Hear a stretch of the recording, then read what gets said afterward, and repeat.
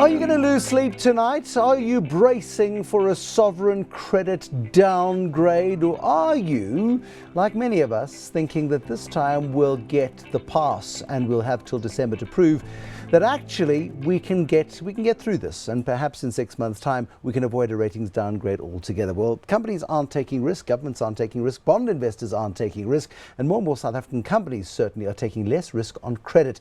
Corporate bond sales in the second quarter falling 15% year on year, compared with a 10% decline across emerging markets. So certainly we're not borrowing money. We're concerned about what could very well happen. It's all according to data, of course, compiled by Bloomberg. This is the MoneyMakers. I'm Bruce Whitfield, and tonight we look at what the cost of a sovereign ratings downgrade could be to the market and to the economy, and what happens if it doesn't happen. And it's not likely to happen. I'm always wary of making predictions, but Private Gordon said yesterday it wouldn't happen, and he kind of knows a thing or two. Mohammed Nalla, Head of Strategic Research at Nedbank Corporate Investment Bank, he's with us in studio tonight on the eve of the Standard & Poor's announcement. You're not expecting a downgrade tomorrow, are you? Thankfully not. And I mean, this might be in a bit of a 48-52, 50-50, 40-60. Not 50-50. No, I would say maybe 70-30. So I would say 70 flat, 30. Still a tail risk of a potential. It's there. I mean, Bruce, the fact of the matter is, do I think we've taken a downgrade off the table for this year? No. Have we taken it off the table for this particular review? I'll tell you why I say yes. It's simply because if you looked at S&P, that the two material aspects that they're concerned about, one is a massive constraint on fiscal flexibility. Well, you've got that if growth deteriorates to the extent that we expect it to at Nedbank. We're probably one of the most bearish in the market. We're seeing 0.2% for the full year this year. But that's not recession. And they know that if they downgrade us, they push us into recession. No, I think that causality is not that simple. I think if you look at causality, I would say I don't think the ratings downgrade gives you the recession. I think the recession possibly gives you the ratings downgrade. Potentially. But we're not yet going to recession. So that's the one thing. We're growing minusculely, but we're like the guy in the desert who can see the oasis in the distance, but will he crawl all the way there? So I think that's one aspect, and that's why I think it's still on the table for this year. The second aspect is really the reason why I think it's going to be pushed out to December and not at this particular review. And the reason is that Standard & Poor's have cited that they want to see either structural reform or the absence thereof at state-owned enterprises. Now, why is that so important? The SOEs represent a massive contingent liability on the sovereign's balance sheet. And so, I mean, the minister promised you lots of very lofty promises at the budget in Feb. To mark him on those kind of promises within a 3-4 month time horizon, it's simply not feasible. So I think in terms of being practical here, they might wait for line of sight on the midterm budget that's released in October. That will show us, are we sticking to our knitting on the expenditure side? Are we sticking to the promises that Private Gordon made? April numbers came out the other day. First month of the financial year, government spending fractionally less than it was spending this time last year. In terms of our exports, we exported fractionally more in April than we imported in April. 430 million rands more we exported than imported.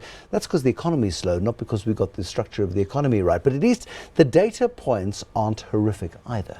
Yeah, so I mean, you're going to have to break that down. So first of all, the trade data, that's the external sector. And there's always this fallacy that the weak rand is really fantastic for South Africa. The fact of the matter is that the trade deficit has now narrowed and we've got marginal trade surpluses. Whether that's sustainable or not depends on what happens with the global commodity cycle. So there's cyclical factors at play there. But then there are other structural factors at play. And I think Standard & Poor's, the ratings agencies, are not going to make a decision based on the cyclical factors. They understand that those business cycles come and go. They want to see, is South Africa doing what it takes to actually get the economy onto the next growth curve? And unfortunately, the answer in that respect, if you ask me, given the current status quo, is no. Unfortunately, I think our structural inhibitions or those hurdles are still with us and will likely persist if you judge South Africa by the types of policies that we're promulgating right now. Which is one of the reasons why there are some, and I've said it myself, that perhaps we need the wake-up call of a downgrade. Don't want it. I really don't want it. But if we're not going to go through a process voluntarily of getting with the global program, we need to be nudged in that direction. There's a tail risk. So if Standard & Poor's want to send a much louder warning shot, if you want to call it that, is everyone's fixating on the hard currency rating. And that's where we can move into sub-investment grade. We're on the cusp. That's 10% of all of the money we borrow, right? Roughly. Exactly. Yeah. So, but international investors, even those that participate in South African rand-denominated bonds, look at the local currency rating.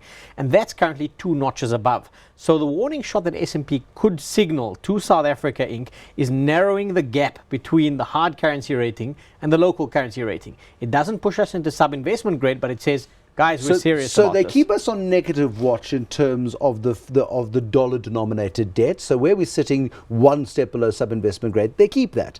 But they actually downgrade the 90% of the debt, the real McCoy, and they say we take that down to the same level then as the foreign-denominated debt. That is a big step as well. If they go to the same level, that's a massive step, because that's effectively a 2-notch downgrade on your local currency rating. I'm saying, just to signal a warning shot, they could even just move it a single notch lower. On that basis, I mean, what's priced into the market is such a fluid concept. I mean, if you look at it, if you look at our CDSs, we trade inline credit default swaps. This is the insurance policy that you are buying basically when you agree to buy a South African bond. You're paying more for that CDS, the credit default swap, than you're paying in Brazil and in Russia, which are basket cases. Not Brazil, but you're paying more than Russia and Turkey. Turkey and Russia. And those are currently rated a notch below where we're rated right now. So the outlook's very important, because if you look at the outlook on the likes of a Turkey, it's slightly better than us. If memory serves, I think they're on a stable outlook. They're a notch below, but on a stable outlook. If you look at other countries, for example, Colombia is rated significantly lower than us, but the outlook is stable, and as a result, their CDS trades at half what our CDS is trading at. So on that basis, you could argue that South African risk is effectively pricing for the downgrade and the possibility of further downgrades beyond that. Will we see volatility? If we get a downgrade, you'll probably see massive noise around the actual announcement, but the sense I get is that it's largely, not entirely, but largely priced into the rand at levels above 15 rand 50, more or less where we are right now, and CDS levels above 320 basis points. Big. No, it's okay, priced in, but doesn't mean that next week, if we do get a downgrade, either on the local denominated debt or on the big one, the one that we're worried about, which is the foreign denominated debt, next week turns into the roller coaster ride at Gold Reef City that nobody wants to go on, because most of it's upside down and most of it's got G-forces of 11. Yeah, look, Monday is going to be hairy regardless of how you look at it, because there are going to be some people that were positioned for a downgrade, there are going to be some people that weren't positioned for a downgrade. So either which way, there are going to be some people that will need to rationalize their positions. Sure. And because this announcement comes after market close, on that basis, you're only going to see the activity come through on Monday morning's early session. We'll see it in the currency market on Friday night. It'll come through thick and fast in the US session, yes. But I mean, unfortunately, a lot of the South African action is going to be out of play by then. Which is why Monday morning then becomes quite a difficult time. Nobody wants to be stuck in traffic on Monday morning. We don't get the downgrade. We stay on negative watch. Standard & Poor's doesn't move. But it says December is make or break time. We like the fact that you've got the work streams. We like the fact that business, government and Labour have been talking to each other for the last 5 months. It's something that should have happened at the time that the National Development Plan was drawn up, and we should have done some implementation of that. You guys have got the building blocks of something interesting here. You've got 6 months to prove that you can do it. They come out with that sort of tone of a statement.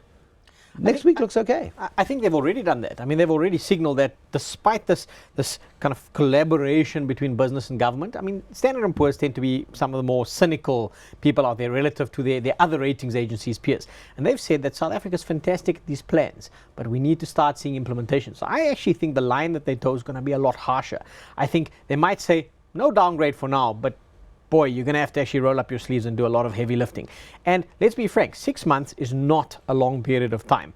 Unfortunately, a lot of the heavy lifting is going to have to come from political circles. We have to start, every now and then when you get a political headline that upsets the apple cart, it gets under my skin, because our problems are not insurmountable, Bruce. Our problems, we can avoid this downgrade, we really can. But have we done so currently? No.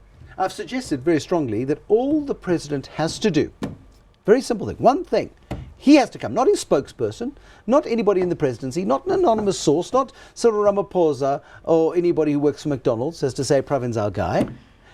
The president has got to come out and say, this finance minister is a guy I chose under duress, but thank goodness I was asked to put him back, and thank goodness I did.